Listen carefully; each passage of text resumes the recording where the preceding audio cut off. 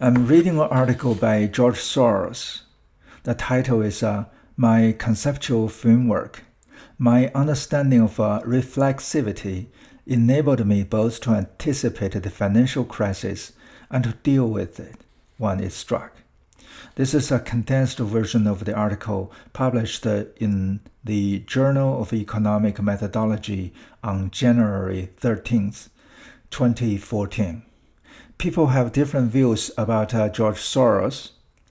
For me, since I haven't read his stuff carefully, I do not want to make a comment at this time, so I just want to read to understand him. Okay. Section 1, Introduction. Reflexivity, the idea central to my conceptual framework, was not discovered by me. Earlier observers recognized it, or at least aspects of it, often under a different name.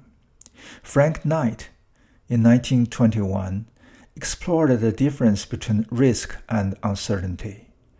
John Maynard Keynes, 1936, chapter 12, I think that book must be the famous book by Keynes. John Keynes compared financial markets to a beauty contest, where the participants had to guess who would be the most popular choice. The sociologist Robert Merton, in 1949, wrote about self-fulfilling prophecies, unintended consequences, and the bandwagon effect. Karl Popper spoke of the Oedipus effect in the poverty of a historicism. My own conceptual framework has its origins in my time as a student at the London School of Economics in the late 1950s. I took my final exams 1 year earlier, so I had a year to fulfill before I was qualified to receive my degree. I would choose my tutor, and I chose Popper, whose book The Open Society and Its Enemies, 1945, had made a profound impression on me. In Popper's other great work, The Logic of Scientific Discovery, 1935 and 1959, he argued the empirical truth cannot be known with absolute certainty. Even scientific laws cannot be verified beyond a shadow of a doubt.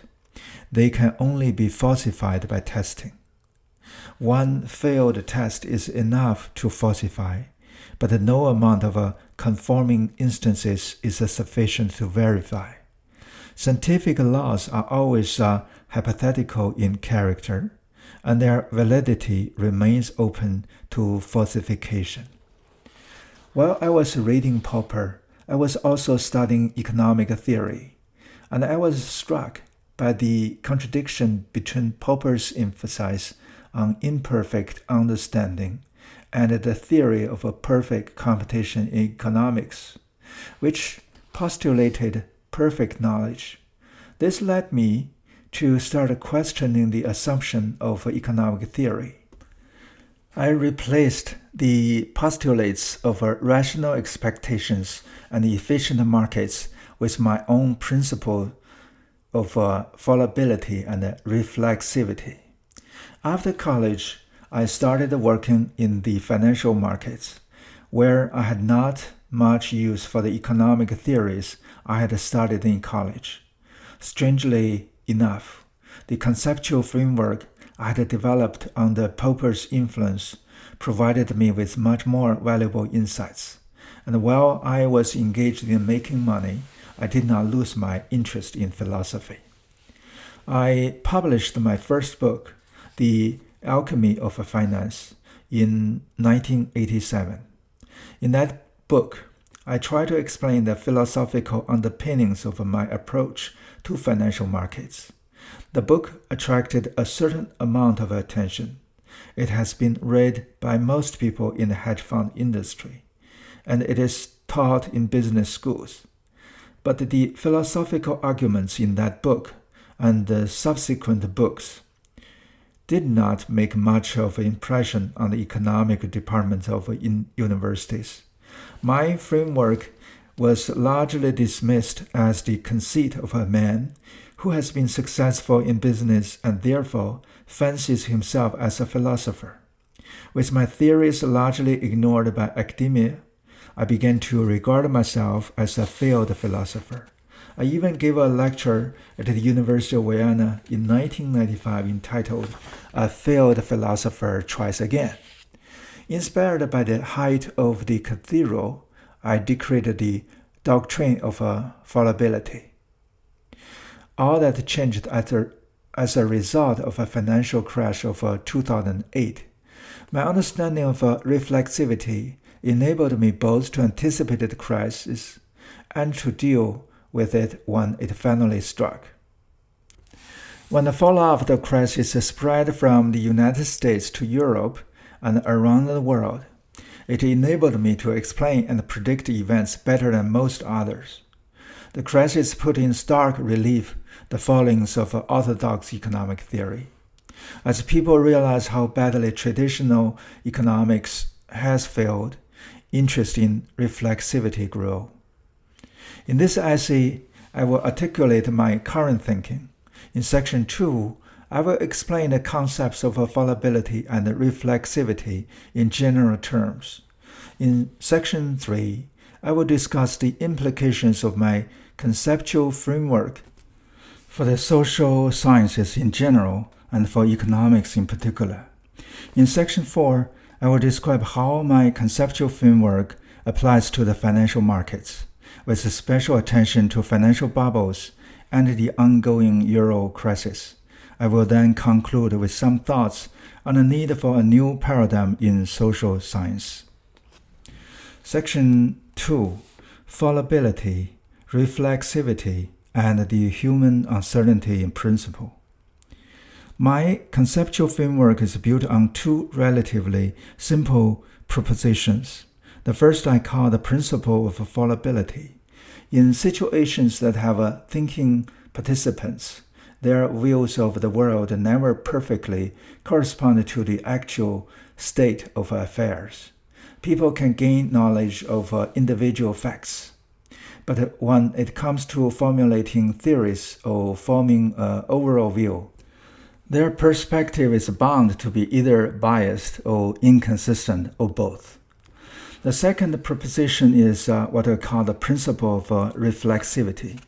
The imperfect views that people hold can influence or change the state of affairs through their actions.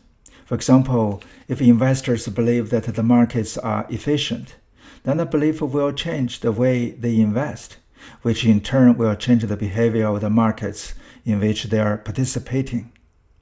The two principles are tied together, like Siamese twins, but fallibility is the firstborn. Without fallibility, there could be no reflexivity. Both principles can be observed operating in the real world. So when my critics say that I am merely stating the obvious, they are right, but only up to a point.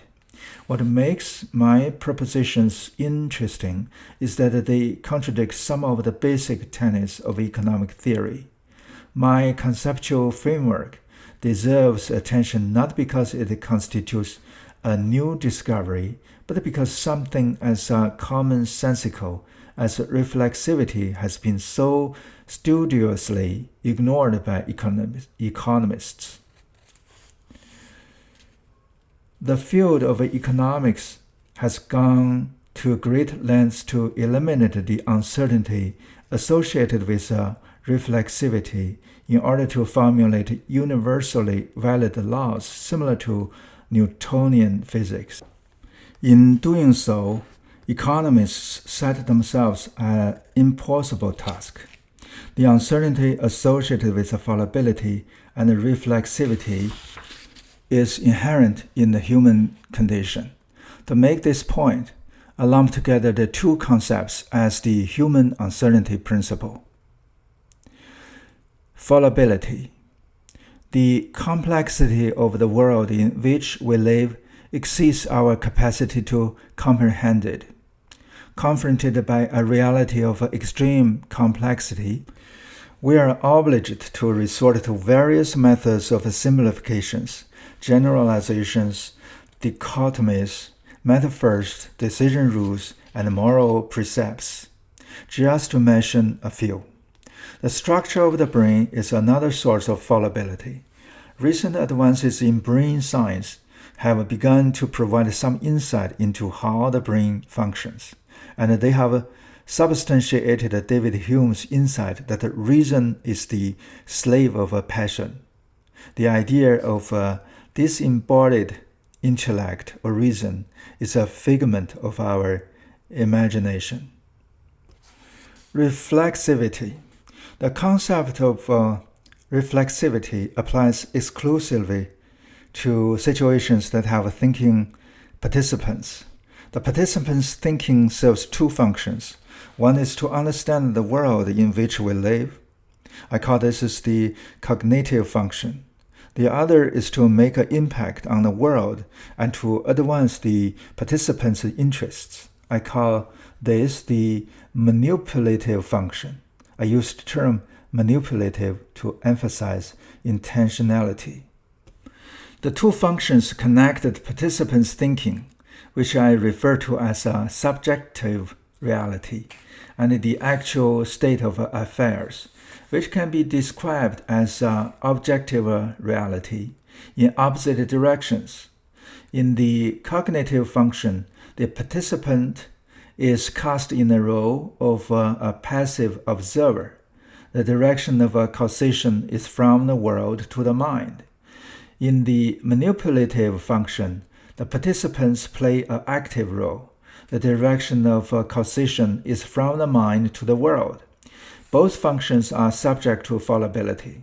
When both functions are at work at the same time, they affect both subjective and objective reality. Because of fallibility, the outcome rarely corresponds to the agent's intentions. Lack of independent criterion of truth. If the cognitive function operated in isolation, without any interference from the manipulative function, it could produce knowledge. Knowledge is represented by true statements. A statement is true if it corresponds to the facts. But if the manipulative function is at work, the facts no longer serve as an independent criterion of both. Consider the statement, "It is raining." That statement is true or false depending on whether it is in fact raining. Whether people believe it is raining or not cannot change the facts. The agent can assess the statement without any interference from the manipulative function and thus gain knowledge. Now consider the statement, "I love you." The statement is reflexive. It will have an effect on the object of affection, and the recipient's response may then affect the feelings of the person making the statement, changing the truth value of the statement. Since the response comes later than the original statement, reflexivity often leads to feedback loops. The feedback loop connects the realms of beliefs and events.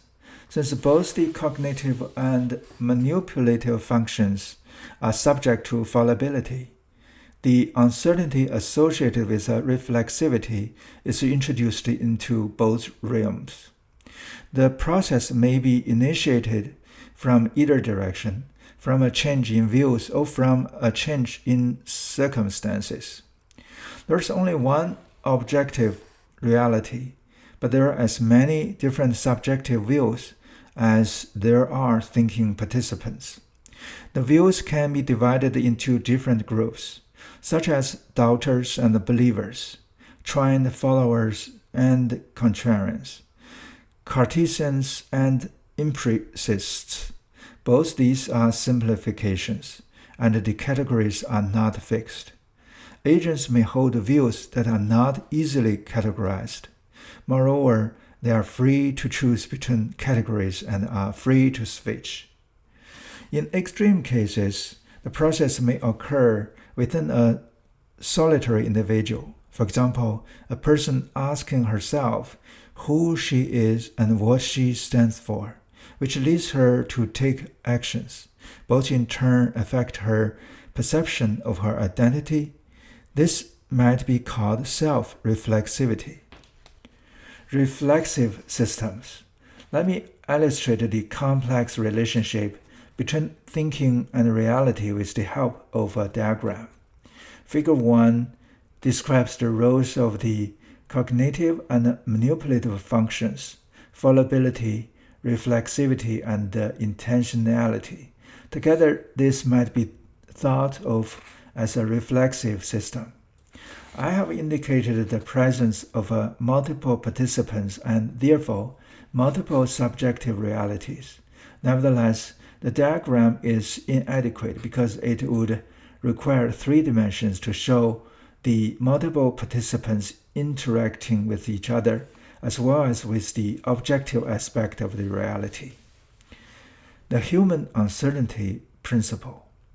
The economist Frank Knight introduced an important distinction between risk and uncertainty. Risk is when there are multiple positive future states and the probability of those different future states occurring are known.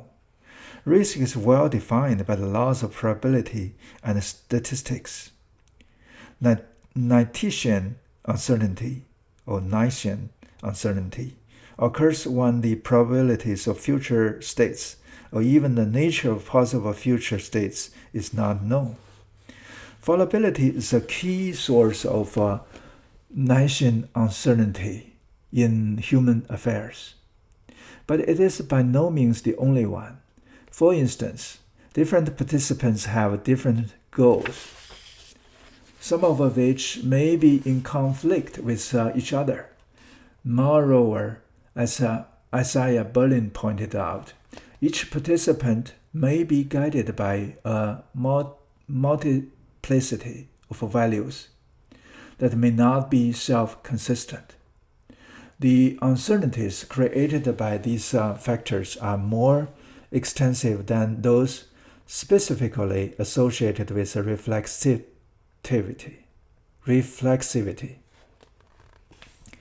We must also remember that not all forms of fallibility create Knightian uncertainty.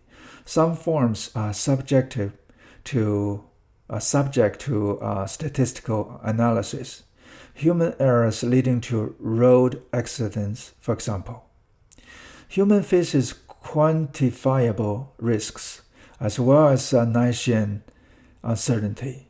There are many activities that are predictable, or at least their probabilities can be calculated. Behavioral economists have cataloged many regularities in human behavior, but with a few exceptions. These experiments do not deal with reflexivity. Most behavioral experiments assess people's perception of objective reality. For example, trying to remember numbers, guess probabilities of different events, and so on, and thus are really measures of the fallibility of the cognitive function. The manipulative function is rarely studied. Earlier, I referred to the combination of reflexivity and fallibility as the human uncertainty principle. That makes it a broader concept than reflexivity. It is much more specific and stringent than the subjective skepticism that pervades Cartesian philosophy. It gives us objective reasons why the theories held by participants are liable to be biased, incomplete, or both. Section 3. Philosophy of social science. The idea that the sciences should be unified goes back to the pre-Socratic Greeks and has been a subject of debate in philosophy ever since. Popper argued that science could be demarcated from metaphysics by his notion of a falsifiable hypothesis, and moreover, that a falsifiable hypothesis could also provide methodological unity to the sciences. Although I have drawn much inspiration from Popper, this is an important point where I differ from my mentor. I believe that reflexivity provides a strong challenge to the idea that the natural and social sciences can be unified. I believe that social science can still be a valuable human endeavor, but in order for it to be so, we must recognize its fundamental differences from natural science. Popper's theory of a scientific method. I base my argument on Popper's theory of a scientific method. One of Popper's key insights was that scientific laws are hypothetical in character. They cannot be verified, but they can be falsified by empirical testing. The key to the sources of a scientific method is that it can test generalizations of universal validity with the help of singular observations. One failed test is sufficient to falsify a theory, but no amount of confirming instances is sufficient to verify it. Generalizations that cannot be tested do not qualify as scientific. This is a brilliant construct that makes science both empirical and rational. According to Popper, it is empirical because we test our theories by observing whether the predictions we derive from them are true, and it is rational because we use deductive logic in doing so. Popper dispenses with inductive logic, which he considers invalid, and gives testing a central role instead. He also makes a strong case for critical thinking by asserting that scientific laws are only provisionally valid and remain open to re-examination. The three salient features of Popper's scheme are the symmetry between prediction and explanation, the asymmetry between verification and falsification, and the central role of testing.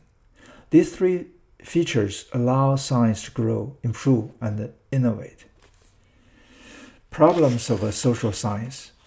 Popper's scheme has worked extraordinarily well for the study of natural phenomena, but the human uncertainty principle throws a monkey wrench into the supreme simplicity and elegance of Popper's scheme.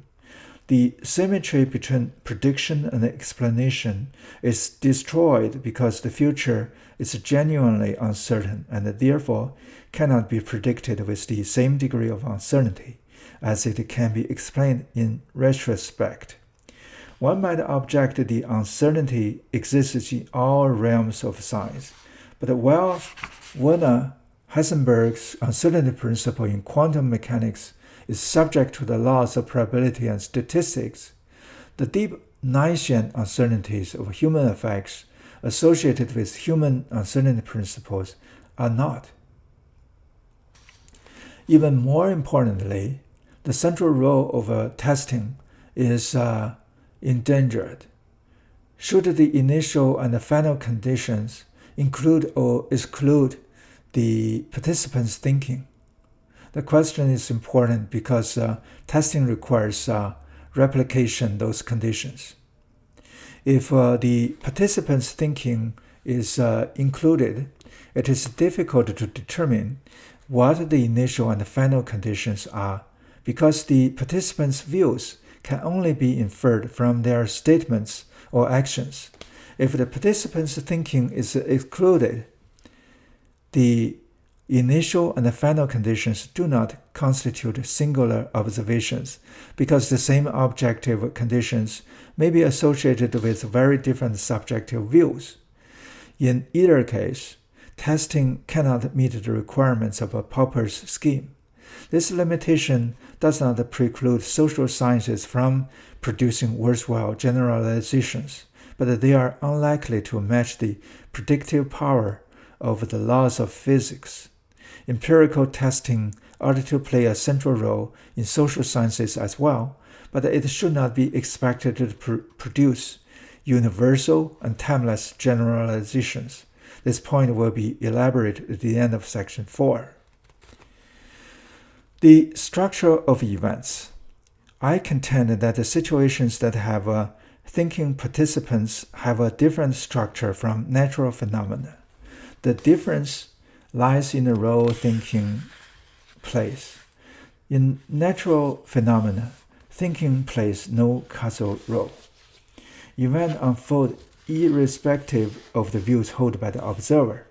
The structure of natural events can be described as a chain of cause and effect, generating a stream of objective facts, without any interference from the subjective aspects of reality.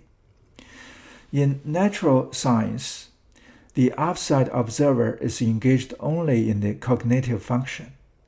The facts provided a reliable criterion by which the truth of the observer theory can be judged.